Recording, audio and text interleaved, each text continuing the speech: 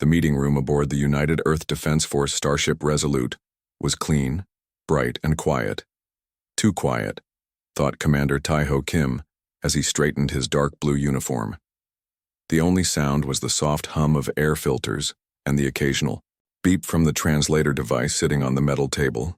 Taiho checked the time again, 0958 hours. In 2 minutes he would meet the first high-ranking military officer from the Novan Stellar Confederation to ever sit down with a human. His orders were simple: make a good impression, share cultural information, and begin laying groundwork for a possible alliance. The door slid open with a soft hiss. Lieutenant Jiwoo Park entered first, her posture perfect as she announced, "Commander, War Master Viler of the Novan Third Fleet has arrived." Taiho stood as the alien entered the room. Viler was tall, at least 7 feet, with gray-blue, skin that seemed to shimmer slightly under the lights. What humans might call his face had 4 eyes arranged in a diamond pattern, and his mouth was a thin line that barely moved when he spoke. Most striking was the natural armor plating covering his shoulders, chest, and arms, not an exoskeleton, but something between bone and scales. "War Master Viler," Taiho said, bowing slightly. "Welcome aboard the Resolute."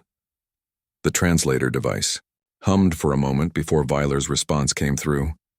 "Commander Kim, I appreciate your hospitality." The alien moved with surprising grace for his size, taking the reinforced seat across from Taiho. Lieutenant Jiwoo took position near the wall display, ready to bring up any information needed during the meeting. "I hope your journey was comfortable," Taiho said, following the diplomatic script he'd rehearsed. Viler's upper eyes narrowed slightly. "Let us speak plainly, Commander. My people have observed yours for 3 of your Earth years. We know you are new to interstellar travel. We know. Your weapons technology is—" He paused, seeming to search for the right word. "Developing. My superiors wish to know if humans would make suitable allies before we commit to formal diplomatic relations." Taiho nodded slowly. This was actually better than expected. Straight, to business. "And how do you propose to make that assessment, War Master?" Viler leaned forward, his armor plates shifting with a sound like stones rubbing together. "I have fought in 17 campaigns across 12 star systems. I have defeated species with twice our physical strength and 3 times our technological advancement.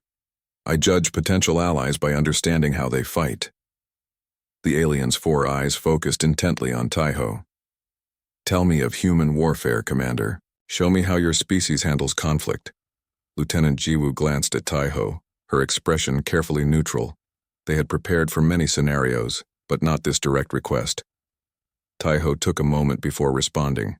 "You wish to know about our military history? All of it?" "As much as you're willing to share," Viler said. "My people believe you can truly know a species once you understand how they wage war." Taiho nodded to Jiwoo, who began accessing the ship's historical database. "Very well. We can start with ancient conflicts and work our way forward through human history."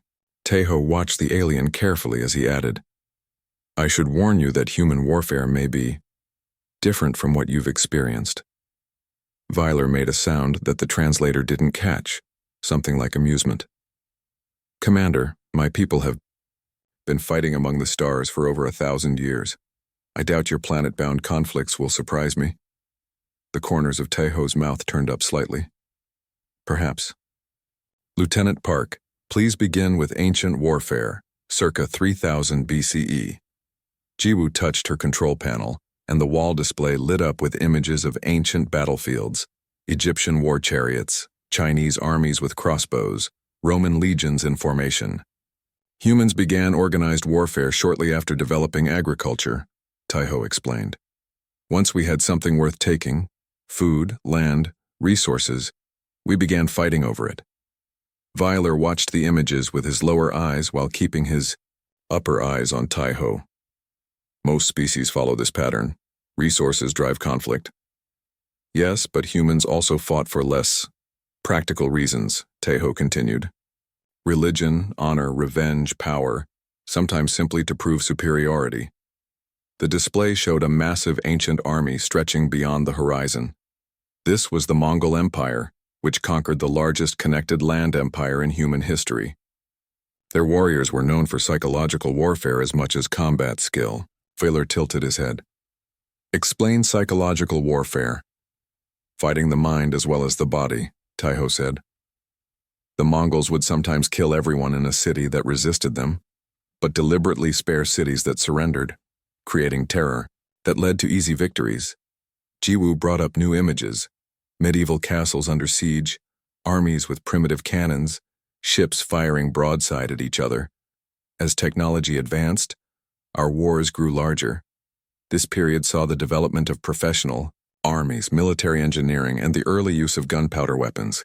Vaylor watched silently as the images changed. Taiho noticed the aliens' breathing had quickened slightly. This siege lasted 3 years, Taiho said, pointing to one image. The defenders ate their horses, then their pets, then their leather, goods soaked in water, and finally, according to some accounts, their dead. Vaylor's 4 eyes blinked in sequence. Your species did this to itself? Regularly, Taiho said, for thousands of years. The alien shifted in his seat. Continue. The next series of images showed the American Civil War, World War I trenches, and World War II bombing campaigns. The industrial age transformed warfare, Taiho explained. Mass production meant mass destruction. In this conflict alone, he pointed to images of WWI.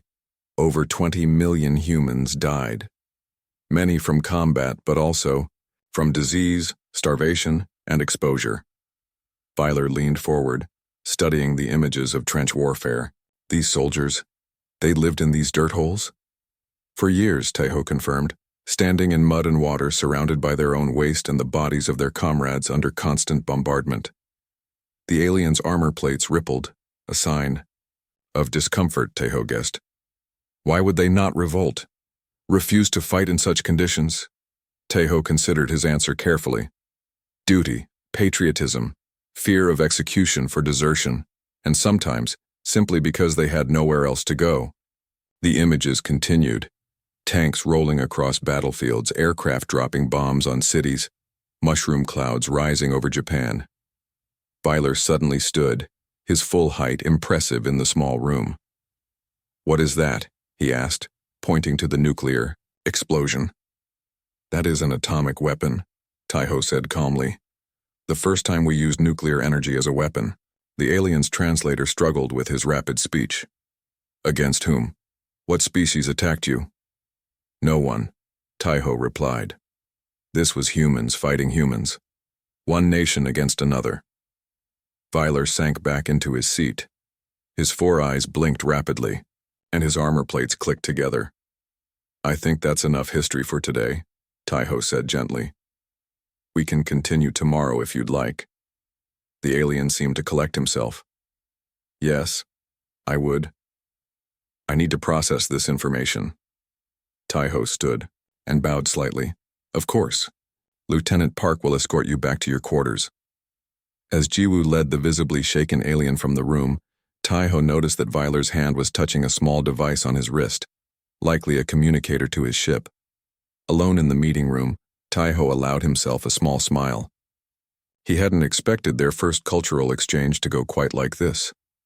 The alien had come looking for information about human military capabilities, probably to assess if they were a threat. Instead, Vaylor was leaving with the beginning of understanding about what made humans truly dangerous in the galaxy. Not their current technology, which was indeed behind many species, but their history, a brutal crucible that had forged humanity through suffering on a scale the Novans had apparently never experienced. Tomorrow's session would cover modern warfare, special forces, guerrilla tactics, cyber warfare. Taiho suspected it would be even more disturbing for the alien. He tapped his communication badge. Kim to Admiral Hagen. Go ahead, Commander. First contact proceeding better than expected, sir. I believe we may have found an effective negotiating strategy. Explain. Taiho looked at the still frozen image of the nuclear explosion on the wall display. It seems our history speaks for itself, sir. The Novans wanted to know if we're dangerous. I think they're starting to understand just how much. The next morning, War Master Vaylor arrived at the meeting room 15 minutes early. Commander Taiho Kim found him already seated, studying images from yesterday's presentation with all four eyes fixed on the display. "Good morning, War Master," Tejo said as he entered. "I trust you rested well?" Viler's head turned slowly toward him. "I did not rest, Commander. I spent the night reviewing your historical records and sending reports to my superiors." Tejo kept his face neutral, though inside he felt a small victory.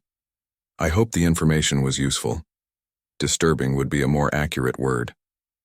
Vilar's translator device gave his voice a flat tone, but Tejo could see tension in how the alien held himself. "My people believed humans were simple newcomers to galactic society. We were incorrect." Lieutenant Jiwoo Park entered the room, carrying a data tablet. She nodded respectfully to both officers before taking her position by the wall display. "Today we plan to discuss ancient warfare in more detail," Tejo said, taking his seat across from Viler. "Unless you'd prefer to move on to more recent military history?" "No," Viler said quickly. "I wish to understand from the beginning. Your species' approach to conflict is unlike anything in Novan records." Tejo nodded to Jiwoo, who activated the display. Images of ancient weapons appeared: bows, catapults, early rockets, and siege engines. "Humans have always been creative when it comes to killing each other," Tejo began. "This is a Korean hwacha from the 1500s. It could fire 200 rocket-propelled arrows at once, devastating enemy formations." Viler leaned forward. "Your species developed rocket technology just to kill each other?" "Most of our technological advances came from warfare," Tejo explained. "Medicine, transportation, even early computers, all pushed forward by military needs." The display changed to show Roman legions in formation. The Romans created one of the most efficient fighting forces in ancient history. Their soldiers marched across continents, building roads as they went, bringing entire regions under their control. They weren't just strong, they were organized. Viler's armor plates shifted. "How many worlds did they conquer?" "None," Tejo replied. "This was thousands of years before we reached space. All these wars were fought on Earth against other humans." The alien's four eyes blinked in sequence, a sign of confusion, Tejo had learned. "You developed such weapons just to use against yourselves?" "Yes. For most of our history, our only enemies were each other." Jiwoo changed the display again, showing massive armies of the Mongol Empire. "These warriors conquered the largest empire in human history," Tejo continued. "They used psychological warfare as much as actual combat. Cities that resisted would be completely destroyed, every man, woman, and child killed. News would spread, causing the next city to surrender without a fight." Viler's breathing had become audible. "Your young were targeted deliberately?" "Often," Tejo said simply. "In many ancient conflicts, defeating the enemy wasn't enough. Some cultures believed in completely destroying their opponent's ability to rise again, which meant killing future generations." The alien's armor plates rattled slightly. "Novans would never harm offspring, even enemy offspring. They are sacred to us. Different species, different values," Tejo said. "Humans have done terrible things in war, but we've also learned from our mistakes." The images changed to show ancient Chinese terracotta warriors, thousands of clay soldiers, buried with the emperor. This emperor was so focused on warfare that he wanted an army even in death, Tejo explained. He sacrificed real servants and soldiers to accompany him at first, before switching to clay figures. "Sacrificed?" Viler asked. "Killed them so they could serve him in the afterlife," Tejo clarified. Many ancient human cultures practiced ritual sacrifice, often related to warfare. Victory celebrations, funeral rites for fallen leaders, or offerings to gods of war. Jiwoo brought up new images: Viking berserkers in battle, Spartan formations, Zulu warriors with shields. "These warriors," Tejo said, pointing to the berserkers, "would work themselves into a fighting frenzy before battle. Some accounts say they felt no pain and could continue fighting even with severe injuries. They believed their war god blessed them with this power." Viler studied the images closely. "They fought without armor?" "Sometimes. The word berserk in our language now means to act in a wild, uncontrolled way. These warriors valued fury over protection. The display changed to medieval siege weapons, massive trebuchets hurling stones, early cannons blasting castle walls, and siege towers allowing soldiers to scale defenses. As I mentioned yesterday, siege warfare was particularly brutal. Tejo continued. A city could be surrounded for months or even years. People would starve. Disease would spread. The attackers would sometimes catapult dead bodies over the walls to spread sickness. Weiler's upper eyes narrowed. Biological warfare. Primitive version, yes. We became quite skilled at finding new ways to kill each other. The images shifted to show massive castle walls breached, cities burning, soldiers engaged in brutal hand-to-hand combat. When a city finally fell after a long siege, the results were often horrific. Soldiers who had waited months outside the walls would be allowed to do whatever they wanted to the population: murder, rape, theft. Leaders called it the spoils of war, a reward for their patience. Weiler stood abruptly, his tall frame looming over the table. I require a moment. His voice through the translator sounded strained. Of course, Tejo said. Lieutenant Park, please escort War Master Weiler to the observation deck. It has an excellent view of Earth. After they left, Tejo remained seated, reviewing notes on his tablet. The meeting was going better than expected. High Command had worried the Novans might see humans as too primitive, too weak for an alliance. Instead, Weiler seemed increasingly disturbed by humanity's capacity for violence against its own kind. 20 minutes later, Weiler returned, his composure restored. Lieutenant Jiwoo followed, taking her position by the display once more. Are you well, War Master? Tejo asked. I am functional, Weiler replied. Your planet is beautiful from orbit. It is difficult to imagine such violence occurring on its surface. The contrast has not escaped us, Tejo said. Shall we continue? The alien sat down slowly. In our 17 campaigns across 12 star systems, the Novan Confederation has never employed the tactics you describe. We fight for resources and territory, not— He seemed to search for the right words. Not ideas or gods or glory. Different motivations lead to different methods, Tejo said. Would you like to continue with ancient warfare, or shall we move forward in time? Forward, Weiler said.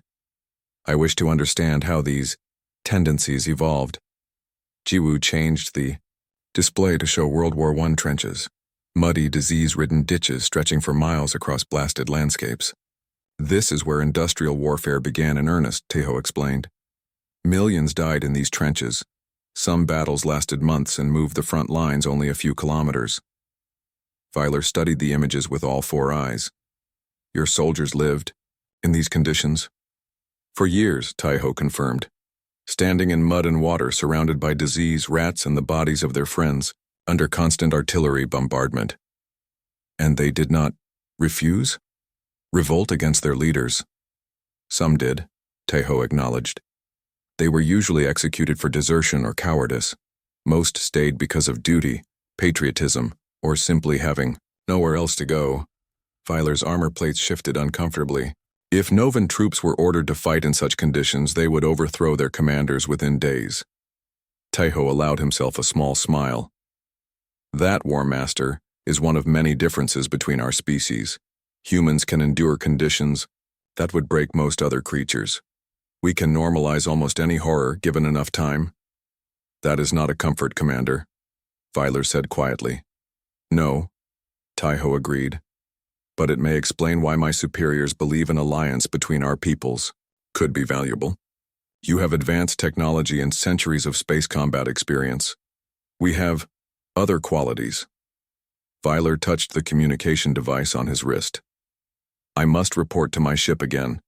We will continue tomorrow with your industrial warfare. Of course, Tejo said, standing respectfully. Lieutenant Park will escort you. As they left, Tejo noticed that Weiler's normally confident stride had changed. The alien seemed weighed down, as if the history he'd learned today was a physical burden on his shoulders. Good, Tejo thought. The Novans needed to understand that humanity's short time among the stars didn't reflect their true capabilities. Humans had been forged in a crucible of their own making, shaped by thousands of years of increasingly deadly conflict. If the Novans wanted allies who knew how to fight, they'd found them.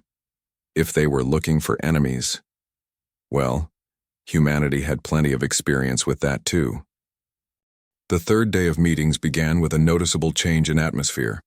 War Master Vyler arrived with another Novan, a smaller, less armored individual introduced as Medical Officer Raban. Commander Taeho Kim did not comment on this addition, but noted it in his mental report. The alien was bringing medical support. Interesting. Good morning, War Master. Medical Officer. Taeho greeted them with a small bow. I trust you're ready to continue our historical overview. I am prepared, Vyler said, his translator making his voice sound flat despite the visible tension in his posture. Officer Raban is here to observe. Taeho nodded to Lieutenant Jiwoo Park, who had taken her usual position by the display controls. Today we move into what we call modern warfare, conflicts that used industrial technology and affected entire populations, not just soldiers. The wall display lit up with images of World War I. Black and white photographs showed endless trenches, stretching across blasted landscapes. As I mentioned yesterday, this conflict saw the first full merging of industry and warfare, Taeho continued. Factories produced weapons in numbers never before seen. A single artillery barrage could use more ammunition than entire wars of previous centuries. The display changed to show soldiers wearing primitive gas masks, their eyes wide with fear. Behind the glass lenses. This was also when chemical warfare became common, Taeho said. Chlorine, mustard gas, phosgene, chemicals that burned the lungs, blinded the eyes, and blistered the skin. Medical Officer Raban made a clicking sound that the translator didn't pick up. Vyler's 4 eyes blinked rapidly. These weapons were used against combat troops? The War Master asked. Initially, Taeho confirmed. Later they were used against civilian populations as well. Jiwoo changed the display to show the aftermath of a gas attack. Soldiers with bandaged eyes being led away in lines, each man's hand on the shoulder of the man in front. Those who survived were often permanently damaged, Taeho continued. Blind, their lungs scarred, unable to breathe without pain for the rest of their lives.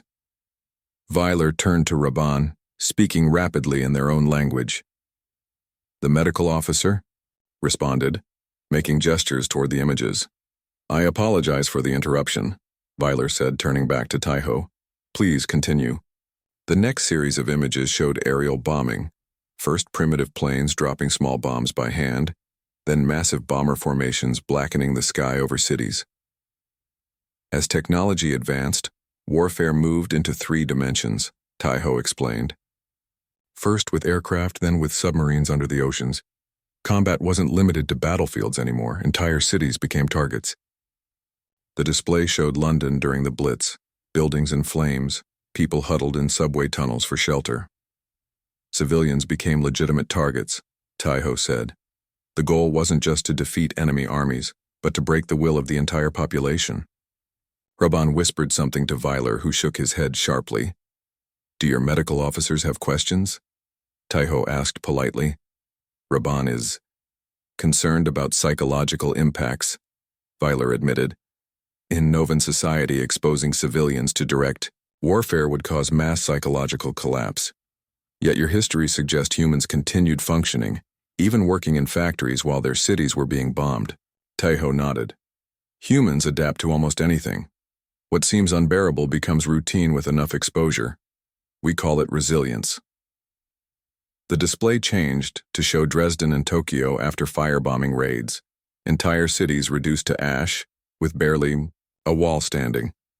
As the war progressed, bombing became more efficient, Taeho continued. These cities weren't destroyed by many small bombs, but by creating firestorms, combining high explosives and incendiary devices to create fires so intense they generated their own wind systems, sucking in oxygen and people alike. Vyler's armor plates rattled slightly. The purpose? To destroy industrial capacity, yes, but also to demoralize, Taiho said. To show that nowhere was safe, that resistance meant annihilation. Jiwoo changed the display again, this time showing the mushroom clouds over Hiroshima and Nagasaki. And finally, as you saw yesterday, we developed atomic weapons, Taiho said quietly. A single bomb could now destroy an entire city. These 2 bombs killed approximately 200,000 people, many instantly, others slowly from radiation poisoning. Weiler stood abruptly, his chair scraping on the floor. You use such weapons against your own species? Yes, Taiho said simply. And then we built thousands more, many hundreds of times more powerful than these first versions. Medical Officer Raban moved to Weiler's side, checking readings on a small device. The War Master's breathing had become labored. I require clarification, Filler said, his voice strained even through the translator. After witnessing the effects of these weapons, your species built more powerful versions? We did, Taiho confirmed. For the next conflict, the Cold War, we didn't actually fight directly. Instead, we built enough nuclear weapons to destroy our entire planet several times over. We called it mutually assured destruction. The knowledge that any nuclear attack would result in counterattack and the end of both sides. Raban whispered urgently to Weiler, who waved him away. You threatened your own extinction as a peacekeeping strategy? The alien's confusion was evident in his voice and posture. It worked, Taiho said with a small shrug. No nuclear weapons have been used in war since those first 2. Weiler sank back into his chair. I request a short recess. Of course, Taiho agreed. Lieutenant Park, please show our guests to the observation deck. After they left, Taiho accessed the security feed on his tablet. He watched as Weiler reached the observation deck and stared out at Earth below. The alien's body was trembling, visibly. Medical Officer Raban administered something from a small device, pressing it against Weiler's arm. The War Master's trembling subsided, but he continued staring at Earth, all 4 eyes unblinking. Taiho switched to the feed from Weiler's quarters, recorded during the night. The alien had indeed been awake, sending multiple communications to his ship. In one particularly clear image, Weiler could be seen pacing, gesturing emphatically while speaking to someone via holographic projection. Taiho closed the security feed with a satisfied nod. The strategy was working even better than expected. High Command had worried the Novans might see humans as primitive, easy targets for conquest. Instead, Weiler was clearly beginning to see humans as something to be feared. 30 minutes later, Weiler and Raban returned. The War Master appeared calmer, though his upper eyes remained fixed on Taiho, while his lower eyes darted occasionally to the blank display. Are you ready to continue, War Master? Taiho asked politely. One question first, Weiler said. Your species developed these weapons, used them, saw their effects, and still continued fighting wars? Yes, Taiho said. Though the nature of warfare changed, direct conflicts between major powers became too dangerous, so we fought through proxies, smaller nations, rebel groups, terrorist organizations. Jiwoo changed the display to show guerrilla fighters in jungles, urban warfare in city streets, and covert operations. The next phase of human warfare was less about massive armies and more about specialized forces, Taiho explained. Small teams of highly trained soldiers who could operate behind enemy lines without support for extended periods. The display showed special forces training, soldiers enduring extreme cold, surviving in deserts, learning to resist torture. These soldiers voluntarily undergo hardships that would kill many people.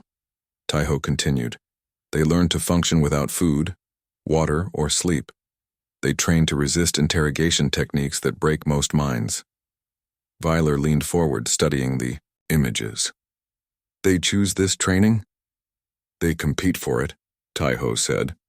In many countries, becoming part of these elite units is considered the highest honor. Raban made another untranslated noise, something like a suppressed gasp. I believe we have covered enough for today, Weiler said suddenly. Tomorrow we will continue with your IU Special Forces, As you wish, Taiho said, standing. Lieutenant Park will escort you back to your quarters. After the aliens left, Jiwoo turned to Taiho. Commander, the War Master seems increasingly disturbed by our presentations. That's the point, Lieutenant, Taiho replied, gathering his tablets. Admiral Hagen's strategy is working perfectly. The Novans came to assess if we were worth allying with or easy to conquer. They're discovering we're neither. What are we then, sir? Jiwoo asked. Taiho looked at the frozen image on the display.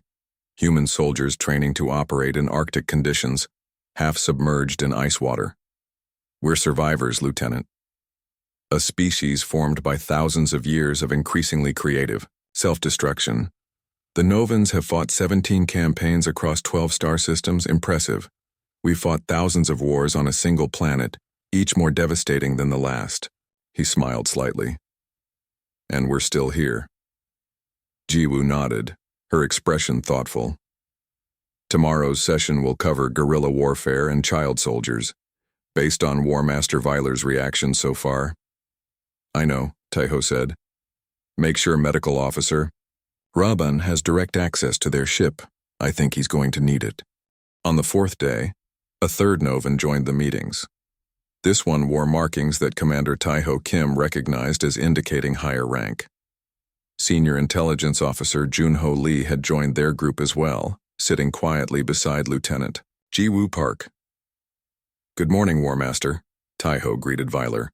I see you've brought additional support today. Veiler's armor plates shifted uncomfortably. This is High Commander Krell. My superiors felt it important that he witness these discussions personally. Taiho bowed slightly to the new Novan, who was taller and more heavily armored than Veiler. Welcome aboard the Resolute, High Commander. Krell did not respond but fixed all four eyes on Taiho with clear intensity. Today, Taiho continued smoothly, Senior Intelligence Officer Lee will guide us through more recent developments in human warfare. Officer Lee specializes in unconventional combat tactics. Junho stood and took Taiho's place at the table. Though younger than Taiho, his face showed the hard lines of someone who had seen combat. Thank you, Commander, Junho said, his voice calm and measured. War Master Veiler, you've now seen how human warfare evolved from ancient battles to industrial scale destruction. What followed was perhaps even more interesting from a military perspective. Jiwoo activated the display, showing images of jungle warfare. Small groups of soldiers moving through dense vegetation, setting traps and conducting ambushes. After experiencing the horror of nuclear weapons, Junho explained, major powers rarely fought each other directly. Instead, conflicts became what we call asymmetric warfare, battles between forces of vastly different size and strength. The images showed guerrilla fighters using simple weapons against tanks and aircraft. Smaller forces developed methods to defeat larger, better-equipped armies, Junho continued. Not through direct confrontation, but through attrition, psychological warfare, and making the cost of victory too high to bear. High Commander Krell spoke for the first time, his translator making his deep voice sound metallic. Smaller forces defeated larger ones? How is this possible? By changing the definition of victory, Junho replied simply. A guerrilla force doesn't need to destroy the enemy army. They just need to survive. Every day they continue fighting is a victory. Every day the larger force fails to eliminate them is a defeat. Veiler and Krell exchanged looks. Medical Officer Raban was busily taking notes on a small device. An example, Junho said, changing the display to show the Vietnam War. In this conflict, a technologically superior force with massive industrial capacity fought against a much smaller, less equipped opponent. The smaller force used the environment, local knowledge, and unconventional tactics. They built extensive tunnel networks, set deadly traps, and struck in small, devastating attacks before disappearing. The display showed examples: punji stake, traps, tunnel entrances hidden underwater, booby-trapped corpses. The larger force had total air superiority, advanced weapons, and overwhelming firepower. Junho continued. Yet they eventually withdrew without achieving their objectives. The smaller force simply made winning too costly in lives, resources, and public support. High Commander Krell's armor plates rattled, a sign of agitation Taiho had learned. This contradicts all established military doctrine, Krell said. Superior force should ensure victory. Perhaps in Novan conflicts, Junho acknowledged with a small nod. Humans found ways around that principle. The display changed to show special forces training, soldiers in extreme environments, being subjected to simulated drowning, confined, in small spaces for days. This led to the development of specialized military units, Junho explained. Soldiers who undergo training designed to break most humans. They learn to operate without support, to endure conditions that would kill ordinary people, and to continue functioning when their bodies and minds are pushed beyond normal limits. They volunteer for this? Medical Officer Raban asked, speaking for the first time, his voice higher than the others. They compete for it, Junho confirmed. In many countries, only 1 in 20 applicants successfully completes the training. The rest fail or withdraw. Weiler leaned forward. What is happening here? He asked, pointing to an image of waterboarding training. Torture resistance training, Junho said matter-of-factly. These soldiers are learning to withstand interrogation techniques by experiencing them firsthand. They are subjected to sleep deprivation, stress positions, simulated drowning, and psychological manipulation. You torture your own soldiers? As training? High Commander Krell's translator couldn't hide the shock in his voice. We prefer stress inoculation, Junho replied with a small smile. But yes, essentially. These soldiers may face such treatment if captured. Better to experience it first in a controlled environment. The display changed again, showing something that made all 3 Novans visibly react. Child soldiers in various Earth conflicts, some barely tall enough to carry their weapons. This is perhaps the most disturbing aspect of recent human conflicts, Junho said, his voice growing softer. In some wars, children as young as 8 years old were armed and sent into combat. Medical Officer Raban made a high-pitched sound. Vylar stood abruptly. This cannot be true, the War Master said, his voice shaking even through the translator. No species would use its young as weapons. Most human societies condemn this practice, Junho clarified. But in desperate situations or under the control of certain ideologies, it has happened repeatedly throughout our recent history. High Commander Krell turned to Weiler, speaking rapidly in their own language. The translator couldn't keep up, but the tone was clear. Alarm, disbelief, even fear. I require immediate medical assistance, Weiler said suddenly, his armor plates rattling violently. Medical Officer Raban rushed to Weiler's side, applying a device to the War Master's neck. Weiler's 4 eyes began blinking erratically. Perhaps we should end today's session, Taiho suggested, standing. Lieutenant Park can escort you back to your quarters, or to your shuttle if you prefer to return to your ship. High Commander Krell supported Weiler, who seemed unable to stand properly. We will return to our vessel, Krell said. These presentations have affected the War Master's health. After the Novans left, escorted by Lieutenant Jiwoo, Taiho turned to Junho. Your assessment, Officer Lee? Junho's face remained impassive. The child soldier imagery pushed them past their breaking point as we predicted. The Novans appear to have a deep biological imperative to protect their young. Seeing humans weaponize children violated something fundamental in their understanding of sentient behavior. And the communications? Taiho asked. Increasing in frequency and urgency, Junho reported, checking his tablet. Last night, War Master Weiler sent 17 separate transmissions to the Novan command ship. The content was encrypted, but the pattern suggests escalating concern. Taiho nodded thoughtfully. And this new visitor, High Commander Krell? Sent. Specifically to verify Weiler's reports, I believe, Junho said. They didn't expect what they found when they scanned our historical records. Now they're trying to determine if we're showing them actual history or fabrications designed to intimidate. Which is why you focused on post-nuclear conflicts, Taiho noted with approval. Less spectacular destruction, more psychological horror. Exactly, Junho agreed. They could dismiss nuclear weapons as just another technology. But turning children into weapons, training soldiers to withstand torture, fighting for decades from tunnels and jungles. These concepts challenge their entire understanding of warfare. Taiho walked to the observation window, looking out at the stars. Admiral Hagen's strategy appears to be working even better than anticipated. The Novans came to evaluate us as potential allies or easy conquests. Instead, they're beginning to see us as something else entirely. "What's next, Commander?" Junho asked. "Tomorrow we change approach," Taiho said, still looking at the stars. "Lieutenant Park will present humanity's capacity for peace, cooperation, and rapid adaptation. We'll show them that the same species capable of such horror is also capable of extraordinary compassion and unity when needed." Junho raised an eyebrow. "You think they'll believe that?"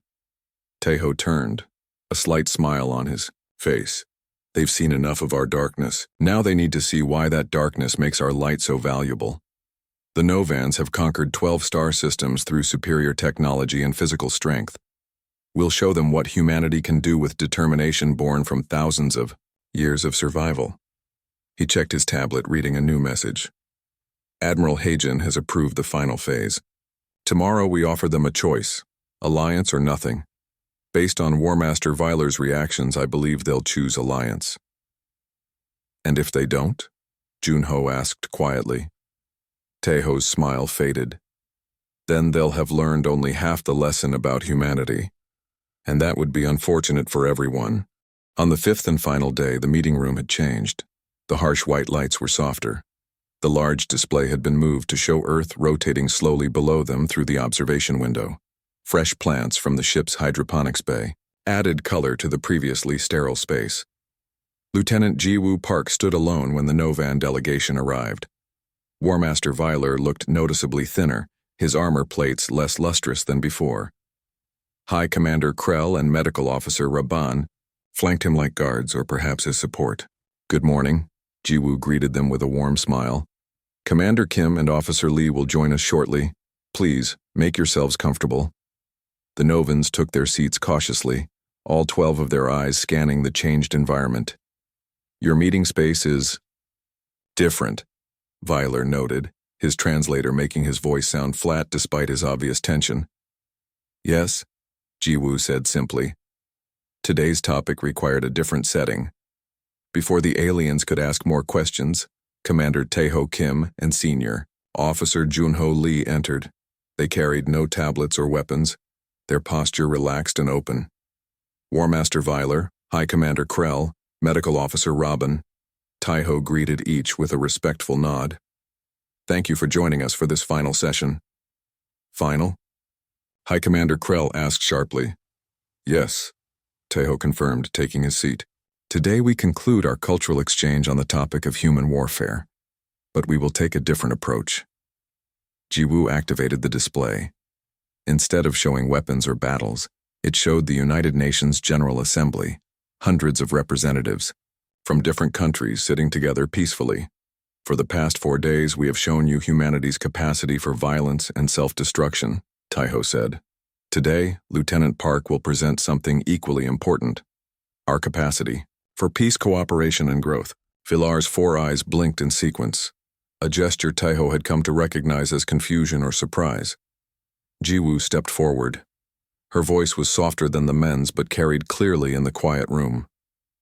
"The same species that created the horrors you've witnessed also created this," she said, gesturing to the display.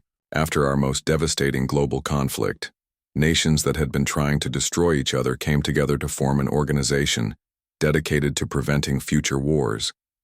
The images changed to show former enemies signing peace treaties, soldiers from opposing sides meeting years later as friends, and international aid workers helping rebuild destroyed cities.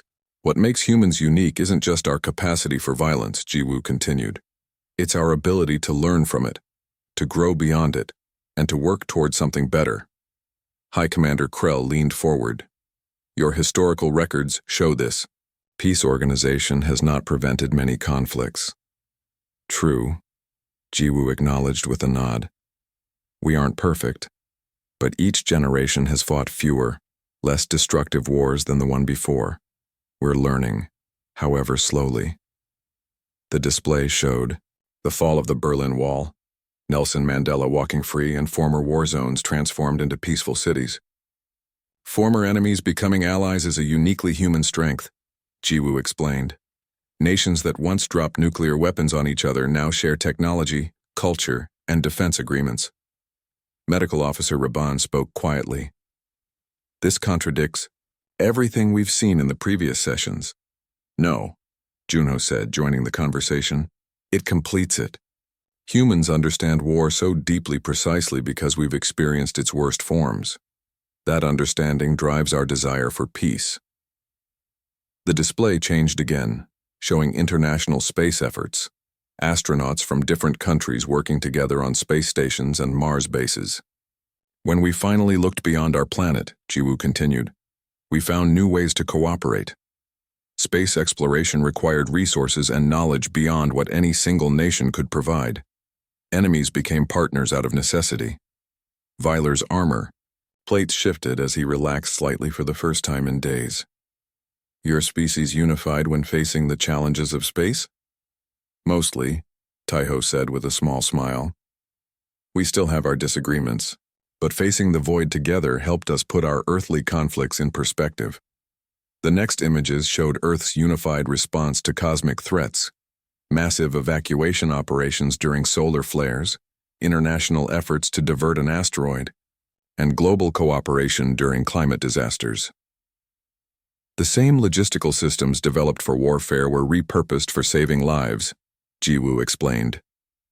The same determination that kept soldiers fighting in trenches was channeled into protecting civilians from natural disasters. Weiler and Krell exchanged glances. Raban was taking notes rapidly on his small device. What are you suggesting with this presentation? High Commander Krell asked directly. Taeho stood and walked to the observation window, looking out at Earth. Below. For 4 days we've shown you why humans would make dangerous enemies, he said calmly. Today we're showing you why we would make valuable allies. He turned to face the Novans. The Novan Confederation has conquered 12 star systems through superior technology and physical strength. You came here to assess if humans would make suitable allies or easy conquests. The aliens stiffened, but didn't deny it. What you've found, Taiho continued, is a species unlike any you've encountered before.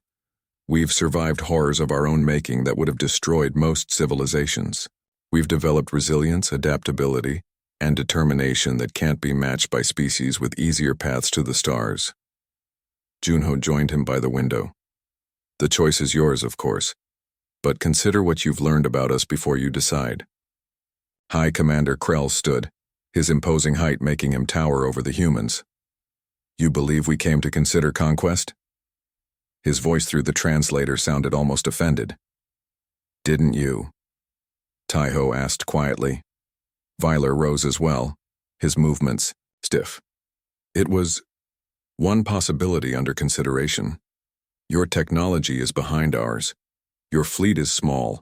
By traditional metrics, your species would be easily dominated, but not easily controlled, Junho noted.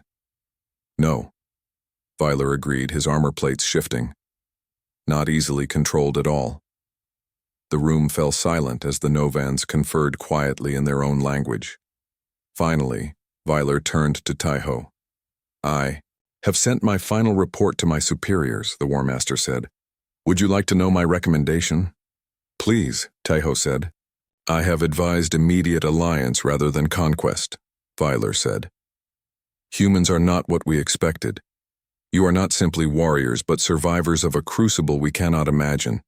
Your planet made you both more terrible and more resilient than we could have predicted.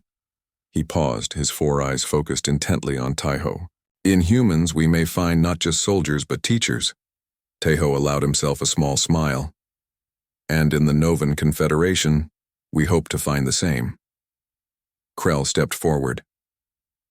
My government has accepted War Master Weiler's recommendation. We will begin formal alliance negotiations immediately. Jiwoo changed the display one last time, showing a new image, the proposed design for a joint human Novan space station, already in development by Earth engineers. We took the liberty of preparing some initial projects, Taiho said. We believe our species can accomplish great things together. After the meeting concluded and the Novans had returned to their ship, Junho found Taiho standing alone in the observation lounge. Admiral Hagen's strategy worked perfectly, Junho said, joining his commander.